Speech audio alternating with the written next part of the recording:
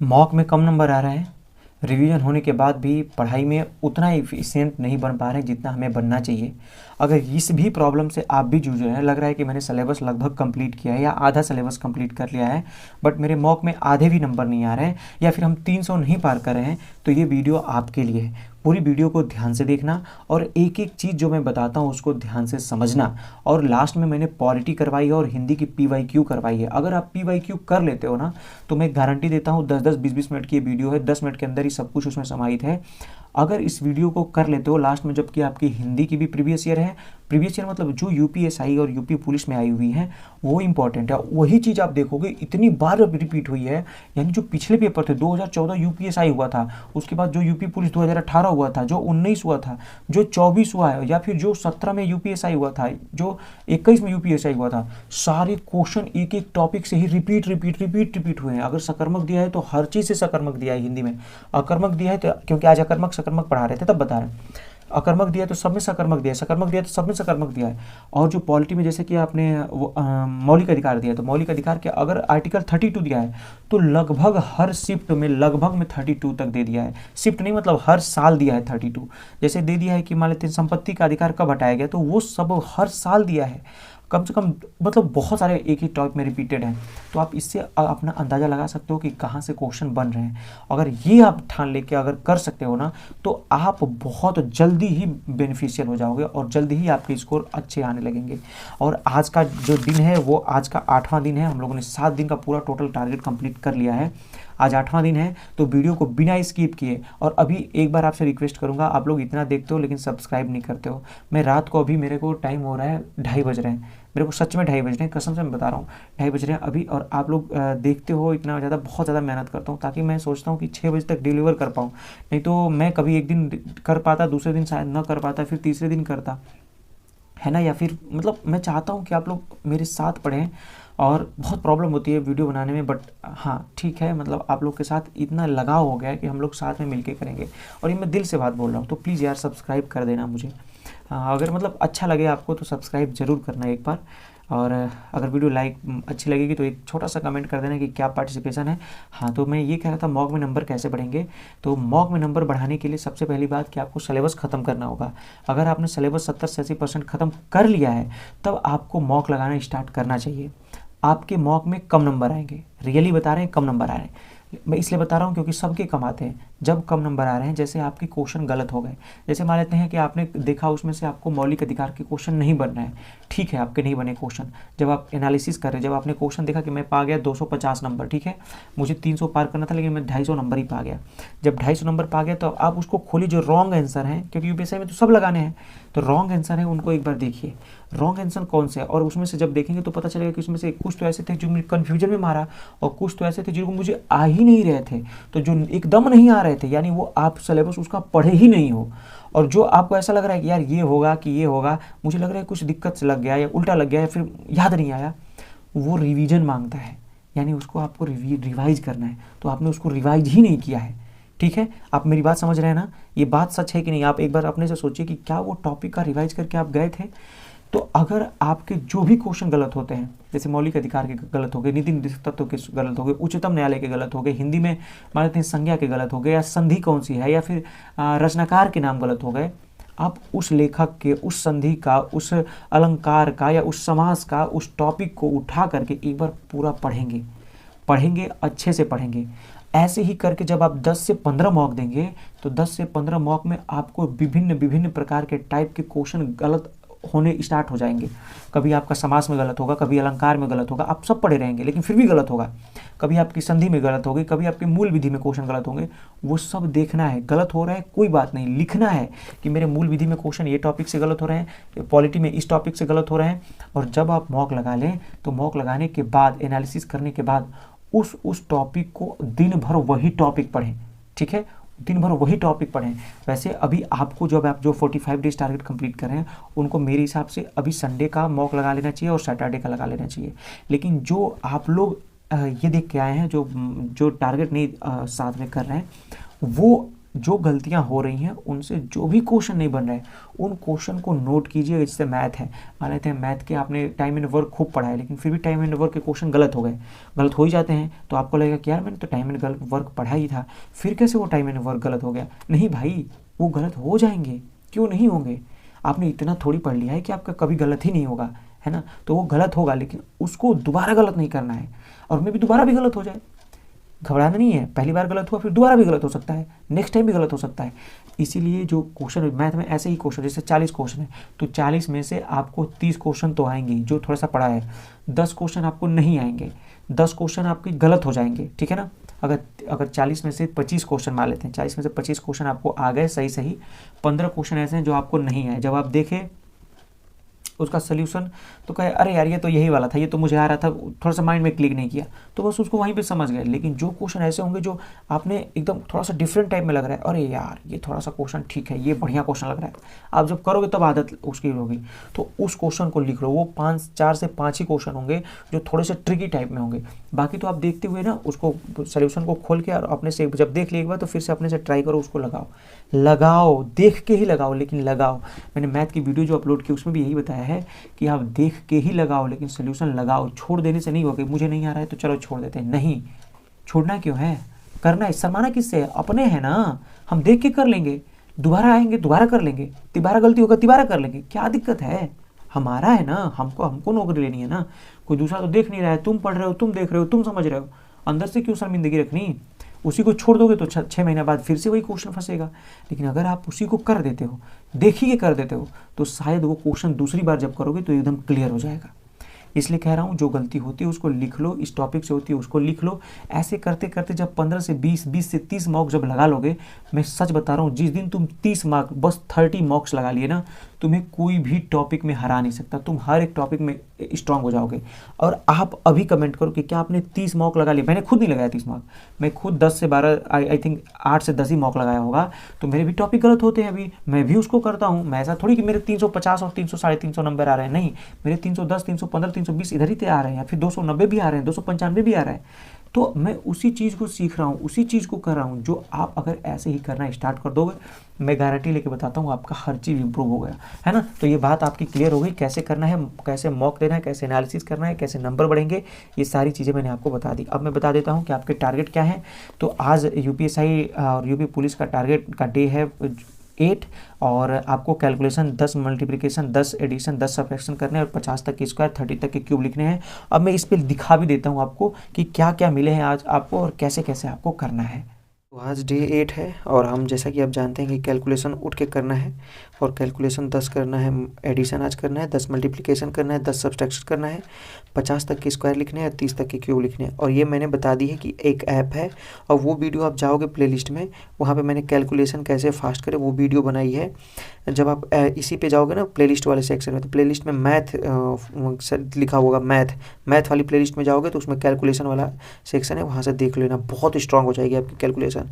Math में आपको ratio and proportion करना है, इसके पार्ट 2 करना है रेशियो एंड प्रोपोर्शन के, बढ़िया से कर लेना, कोई दिक्कत नहीं है, ध्यान से कर लेना। 80 क्वेश्चन लगाने हैं, मैंने 80 क्वेश्चन लिखना भूल गया हूँ, यहाँ पे 80 क्वेश्चन लगाने हैं, और इसके 40 क्वेश्चन लगाना है। तो रीजनिंग रैंकिंग के 40 क्वेश्चन, मैथ के 80 क्वेश्चन, यहाँ से कर लेना। पॉलिटी में आपको संविधान के भाग उनसे संबंधित अनुच्छेद करना है, इसके पार्ट 2 में आपको 40 से 50 क्वेश्चन करने हैं, कर लेने हैं। बुक होगी, कोई भी बुक होगी, हमारे पास तो देखो इस समय बहुत सारी बुक्स हैं, बट मेरे पास ये वाली भी बुक है, तो मैं इसमें से जब जाऊंगा पीछे क्वेश्चन के पास, तो देखो जैसे कि ये रोजगार विद अंकित की बुक है, तो मैं पीछे जाऊंगा ना, तो यहाँ पे लिखा होगा, देखो यहाँ पे प्रैक्टिस क्वेश्चन दिए हुए ना, तो मैं यही वाले प्रैक्टिस क्वेश्चन करूँगा, ये सारे को प्रैक्टिस क्वेश्चन कर लेंगे, जितने प्रैक्टिस क्वेश्चन होंगे उसमें कर लेंगे, या प्रीवियस ईयर में होंगे प्रीवियस ईयर में कर लेंगे, कहीं से भी हमें करना है, प्रीवियस ईयर में करा रहा हूँ वहाँ से भी आप कर लोगे, ठीक है। और फिर आते हैं इसमें मूल विधि में, तो मूल विधि में आपके BNSS करने हैं, इसकी वीडियो भी है, इसके प्लेलिस्ट भी है RWA चैनल पे, तो वहाँ से भी कर सकते हो। लेकिन मेरा मानना है कि अब बुक से पढ़ाई कर लो, है ना, एक बार पढ़ लेते हो तो बुक से पढ़ लो, नहीं तो इससे भी कर सकते हो, ठीक बात है। अब आते हैं कि हिंदी में, तो हिंदी में आपको क्रिया करनी है, क्रिया के पार्ट नंबर 2 करने हैं। क्रिया के आज क्वेश्चन कर लें, कल क्रिया आपने समझ ली थी, तो आज आपको क्रिया के दूसरे पार्ट करने हैं, यानी उससे क्वेश्चन लगाने हैं। मेरे पास आदित्य पब्लिकेशन है, मैं उसी से लगाऊंगा, आपके पास अगर राजपाल सर की हो या फिर रोजगार विद अंकित को, तो आप उससे कर लेना, ठीक है। हिंदी में आपको मुहावरा करना है, मुहावरा के पार्ट नंबर 2 करने हैं, ठीक है ना। ये से पूरा पार्ट आप कर लेना मुहावरा का। आज दूसरा पार्ट है, आई थिंक मैंने 3 पार्ट दिया हुआ है, तो आज दूसरा है, कल एक अगला पार्ट दूंगा। साहित्य में आपको वासुदेव सरल अग्रवाल जी का करना है, तो वासुदेव सरल अग्रवाल की मैं लेखनी आज नहीं लिखूंगा, मैं ये होमवर्क दे रहा हूँ, आप लोग खोज करके कमेंट बॉक्स में लिखोगे।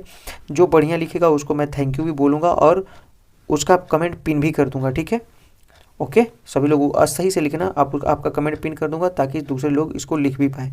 और RW का प्रैक्टिस सेट आपको करने हैं मैथ और हिंदी के, ठीक है। इनकी सभी रचनाएं लिख देना और RW के प्रैक्टिस सेट करना है, मैथ और हिंदी के कर लेना।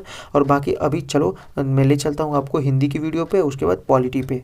तो हम लोगों ने इतना तक कर लिया था जो कि हम लोग क्रिया कर रहे थे हिंदी में, तो क्रिया का नेक्स्ट पार्ट हम लोग कर रहे हैं, इसमें आगे बढ़ा रहे हैं इस चीज़ को, ठीक है ना। तो मोहन पिताजी को पत्र लिख रहा है, इसमें किसको लिख रहा है, पिताजी को लिखो। तो ये कैसी क्रिया है, क्या कैसी क्रिया है, तो ये एक सकर्मक क्रिया है। कैसी क्रिया है यह एक सकर्मक क्रिया है, ठीक बात है। निम्नलिखित प्रश्न में 4 विकल्पों में से सही सकर्मक क्रिया का पहचान कीजिए। इसमें से सही सकर्मक क्रिया कौन सा है, क्या हंस रही है या उग रहा है या उड़ रही है, नहीं। इसमें होता है कि दूसरे का भी ऐसा कोई कर्म का बात हो, यानी सीता जो है वीणा को बजा रही है, कर्म को, कर्ता ने कर्म को, तो वीणा को बजा रही है, इसलिए ये वाला आंसर होगा, ठीक है। सकर्मक क्रिया इनमें से किस पर प्रभाव पड़ता है, तो सकर्मक क्रिया का कर्म पर प्रभाव नहीं, कर्ता ने कर्म को पे प्रभाव पड़ता है, ठीक है ना। सेव, राम सेव खाता है, तो सेव खाता है कैसी है, सकर्मक क्रिया है ना। सेव को खाता है, जिस क्रिया का फल कर्ता पर न पड़ के कर्म पर पड़े, कर्म पर पड़ने का मतलब सकर्मक क्रिया है, ठीक है। नेक्स्ट क्वेश्चन देख लो, कितने सारे क्वेश्चन आ रहे हैं, तो आप एक बार देखोगे तो इससे आपकी बहुत ज़्यादा स्ट्रांग हो जाएगी आपकी हिंदी। मोहन किताब पढ़ता है, तो किसको पढ़ता है, मोहन किसको पढ़ता है, तो मोहन किताब को पढ़ता है ना, ये सकर्मक क्रिया है। इनमें से सकर्मक क्रिया का कौन सा वाक्य है, तो इसमें से सकर्मक क्रिया का कौन सा है, निबंध को लिख रही है, तो निबंध लिख रही है, निबंध को लिख रही है। राम श्याम की किताब पढ़ता है, राम जो है वो श्याम की किताब पढ़ता है, किसकी किताब पढ़ता है, श्याम की, तो सकर्मक क्रिया है, ठीक है। क्वेश्चन पूछने पे जो आंसर आ जाए वो सकर्मक क्रिया है। मूल अकर्मक धातुओं के साथ प्रत्यय जोड़कर बनाई गई क्रिया कौन सी धातु है, जिसमें प्रत्यय जोड़ दिया जाता है ना, यानी जो प्रत्यय जोड़कर बनाई गई कौन सी धातु कहलाती है, जो मूल अकर्मक धातुओं के साथ होती है उसे कहा जाता है साधित अकर्मक धातु। क्या कहा जाता है, साधित अकर्मक धातु। मैं लड़के को वेद पढ़ाता हूँ, मैं लड़के को क्या पढ़ाता हूँ, वेद पढ़ाता हूँ, ये कौन सी क्रिया है, इसमें कितने कर्म है, तो मैं किसको पढ़ा रहा हूँ, लड़के को क्या पढ़ा रहा हूँ, वेद को पढ़ा रहा हूँ ना, मैं क्या पढ़ा रहा हूँ, मैं वेद को पढ़ा रहा हूँ, इसलिए इसमें कितने कर्म है, इसमें टोटल 2 कर्म है, ठीक है। नेक्स्ट क्वेश्चन, इनमें से सकर्मक क्रिया का उदाहरण कौन सा है, तो इसमें से सकर्मक क्रिया का उदाहरण कौन सा है, सोहन केला खाता है। राम लक्ष्मण को पत्र लिखवाता है, राम लक्ष्मण से पत्र लिखवाता है, लिखवाता है ये प्रेरणार्थक क्रिया है, लिखवाता लिखवाना है तो प्रेरणार्थक क्रिया है। श्याम बाजार जा रहा है, कहाँ जा रहा है, बाजार को जा रहा है, तो क्या है, सकर्मक क्रिया है। नेक्स्ट क्वेश्चन देखते हैं, इनमें से कौन सा सजाती क्रिया का प्रयोग किसमें, मतलब जिसमें एक ही हो, जैसे कि गाना मतलब गाना गाता है ना, पढ़ाई पढ़ता है, बोलियां बोलता है, ये सारी सजाती क्रिया होती हैं। मोहन बाजार पहुंच गया, ये बाजार को पहुंच गया है ना, तो कौन सी क्रिया ये, बाजार, मोहन बाजार पहुंच गया है, इसमें किसका प्रयोग हुआ है, तो मोहन बाजार पहुंच गया है, इसमें आपका सकर्मक क्रिया का प्रयोग हुआ है। देखो इसमें भी दिया है ना कि सीता गाना गा रही है ना, गाना गा रही है, इसमें क्या है, सकर्मक क्रिया, किसको गा रही है, गाना को गा रही है। राम आम खाता है, तो राम क्या खाता है भाई, राम आम को खाता है, सकर्मक क्रिया। इनमें से कौन सा वाक्य अकर्मक क्रिया का उदाहरण है, अकर्मक क्रिया का उदाहरण कौन सा है, राम क्रिकेट खेलता है, राम खेलता है, सीता गाती है और सोहन सोता है। तो देखो सोहन सोता है, राम खेलता है, सीता गाती है, ये सब के सब अकर्मक क्रिया है, लेकिन राम क्रिकेट खेलता है ये एक सकर्मक क्रिया है, इसमें नहीं पूछा था इसलिए ये सकर्मक क्रिया। नेक्स्ट क्वेश्चन, अब अकर्मक स्टार्ट होता है, तो नेक्स्ट वीडियो में हम लोग अकर्मक करेंगे, तो ध्यान से अकर्मक को पढ़ के आइएगा। और इस नेक्स्ट पार्ट में आपको पॉलिटी है, पॉलिटी देख के जाना, उसमें बहुत अच्छे क्वेश्चन आज करवाए हैं, तो आज के क्वेश्चन 10 मिनट 5-7 मिनट में वो पूरी वीडियो देख जाओगे, तो जाकर के उसको पॉलिटी देख कर ही जाना, स्किप ना करना। तो हम लोगों ने उत्तर प्रदेश सब इंस्पेक्टर या उत्तर प्रदेश एसआई की प्रीवियस ईयर कर रहे हैं, और इस प्रीवियस ईयर का ये पॉलिटी का क्वेश्चन सामने जो दिख रहा है, ये सारे क्वेश्चन जो प्रीवियस ईयर हैं, जो पिछले साल आए हुए हैं, ये बहुत इंपॉर्टेंट है, इन्हीं से क्वेश्चन रिपीट हो रहे हैं। आप देखोगे तो हर क्वेश्चन रिपीट हुआ है, यानी अगर आप प्रीवियस ईयर तैयार कर लेते हो तो आपका सारा सिलेबस कंप्लीट हो जाएगा। इसलिए हम लोगों ने 150 क्वेश्चन कर चुके हैं इसमें का, अब ये 150 के बाद का क्वेश्चन है, तो इतना क्वेश्चन धीरे धीरे हम लोग तैयार कर रहे हैं। चलिए, तो क्वेश्चन में लिखा है कि भारतीय संविधान का कौन सा अनुच्छेद मौलिक अधिकारों को संवैधानिक उपचार का अधिकार, कौन सा अनुच्छेद है जो संविधानिक उपचार करता है, अनुच्छेद 32 में। इसी को संविधान की आत्मा किसने कहा है, बाबा भीमराव अंबेडकर जी ने कहा है, ठीक है ना। एक बात और याद रखना कि जो ये 5 प्रकार की इसमें रिट होती है, देखो, एक बंदी प्रतीक्षाकरण, परमादेश, प्रतिदेश, उत्प्रेषण और अधिकार प्रेक्षण, 5 रिट होती हैं, ये जारी करता है। और जो उच्चतम न्यायालय ने व्यवस्था दी कि अनुच्छेद 226 के अंतर्गत उच्च न्यायालय के माध्यम से न्याय पाने का अवसर है ना। तो उच्च न्यायालय में किसके साथ वर्णन है, ये वर्णन है 226 के पास। लेकिन इससे कौन सा मूलभूत अधिकार नहीं है, मूलभूत अधिकार कौन सा नहीं है, तो जो संपत्ति का अधिकार है ना, ये मूलभूत अधिकार नहीं है, ये हटा दिया गया है और 300A में शामिल कर लिया गया है, ठीक बात है, एक कानूनी अधिकार बन चुका है, ठीक। ये कब हटाया गया, 1978 में 44वें संविधान संशोधन में, 1978 में 44वें संविधान संशोधन में, ये भी बात याद रख लेनी है साथ में। मूल वंश, जाति, धर्म, लिंग, जन्म स्थान के आधार पर डिस्क्रिमिनेशन का प्रतिषेध निम्नलिखित में से किस अनुच्छेद में है। मतलब डिस्क्रिमिनेशन किस में है, तो डिस्क्रिमिनेशन आपका अनुच्छेद आर्टिकल 15 में। आर्टिकल 15 में मूवी भी आ गई है, आप देखोगे, बहुत अच्छी मूवी थी, मैंने इसको देखा था, अच्छी मूवी थी, अगर आप देखना चाहते हो देख सकते हो, ठीक बात है। चलिए नेक्स्ट क्वेश्चन देखेंगे हम। विधि के समक्ष समता का अधिकार। विधि के समक्ष समता आपने जानते हो आर्टिकल 14 में ही है कि विधि के सामने सभी लोग समान रहेंगे, किसी से भी भेदभाव नहीं किया जाएगा, सबको समान गारंटी मिलेगी, ठीक है। और याद रखना, जो विधि के समक्ष समता है ये ब्रिटिश प्रणाली से ली गई है और विधियों के समान संरक्षण ये अमेरिका से लिया गया है। ये बात याद रखना, उल्टा हो जाएगा। विधि के समक्ष जो समता है इसकी अवधारणा ब्रिटिश से ली गई है, लेकिन विधियों का जो समान संरक्षण है ये अमेरिका के संविधान से लिया गया है, ठीक है। नेक्स्ट क्वेश्चन देखिए, भारत के संविधान में संघ शब्द का प्रयोग किस अनुच्छेद में किया गया। संघ शब्द का प्रयोग किस अनुच्छेद में किया गया, तो संघ शब्द का किया अनुच्छेद 34 में, अनुच्छेद 34 में संघ शब्द का प्रयोग किया गया है ना। तो संघ शब्द का प्रयोग अनुच्छेद 34 में किया गया है। जब किसी क्षेत्र में सेना विधि वृत्तित है तो इस भाग का प्रदत्त अधिकारों से निर्वहन होता है। नेक्स्ट क्वेश्चन है, भारतीय संविधान के किस अनुच्छेद में अल्पसंख्यक वर्गों की अपनी रुचि की शिक्षा संस्थान की स्थापना और प्रसार, मतलब कि जो अल्पसंख्यक वर्ग है अपने इच्छा अनुसार कोई भी शिक्षण संस्थान स्थापित कर सकते हैं, उनका प्रशासन भी कर सकते हैं। तो ये आर्टिकल 30 के अनुसार है, ठीक है ना, आर्टिकल 30 में ही है।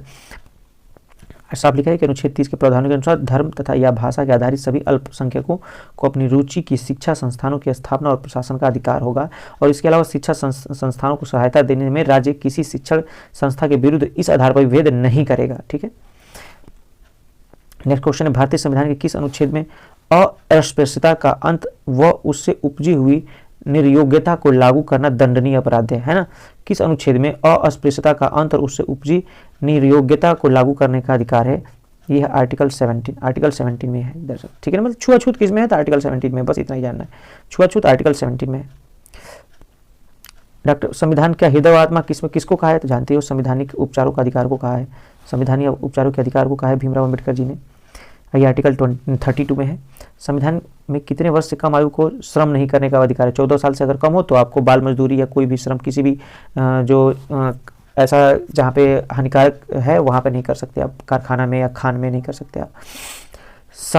समुचित पर्यावरण के अधिकार को किस मौलिक अधिकार में शामिल किया। समुचित पर्यावरण के अधिकार को किसमें शामिल किया गया है, तो समुचित पर्यावरण के अधिकार को है ना प्राण व दैहिक स्वतंत्रता में किया गया है। यानी समुचित पर्यावरण के अधिकार को अनुच्छेद 21 में वर्णित प्राण व दैहिक स्वतंत्रता के मौलिक अधिकार में शामिल किया गया है, क्योंकि प्राण एवं दैहिक स्वतंत्रता के अंतर्गत किसी भी व्यक्ति को विधि द्वारा स्थापित प्रक्रिया के अंतर्गत उसके जीवन और व्यक्तिगत स्वतंत्रता के अधिकार से वंचित नहीं किया जा सकेगा, ठीक है, ये बात याद रख लेना। भारतीय मानव अधिकारों की सार्वभौम घोषणा का अनुच्छेद 6 किससे संबंधित है। यानी मानव अधिकार का जो सार्वभौम घोषणा है उसमें अनुच्छेद जो 6 है उसका वो क्या किससे संबंधित है, वो क्या कहता है, ये है कानून के समक्ष एक व्यक्ति के रूप में मान्यता का अधिकार। मतलब कानून के समक्ष एक व्यक्ति की मान्यता है, वो मतलब उसकी मान्यता है, उसका अधिकार है ना। तभी तो ये 10 दिसंबर 1948 को मानव अधिकारों का सार्वभौम घोषणा को शामिल किया गया था। और अनुच्छेद 6 में कानून की निगाह में सब के सब एक समान है, चाहे वो किसी भी पद पे हो, वो सब के सब समान है, ठीक है। तो चलिए अभी तक हम लोग जितना क्वेश्चन किए पॉलिटी के क्वेश्चन थे, कल से हम लोग नीति निर्देशक तत्व और उसके मूल कर्तव्य से रिलेटेड क्वेश्चन करेंगे। यानी आर्टिकल अब 35 से लेकर के स्टार्ट होगा और सीधे ये 51A तक ये आर्टिकल रहेगा।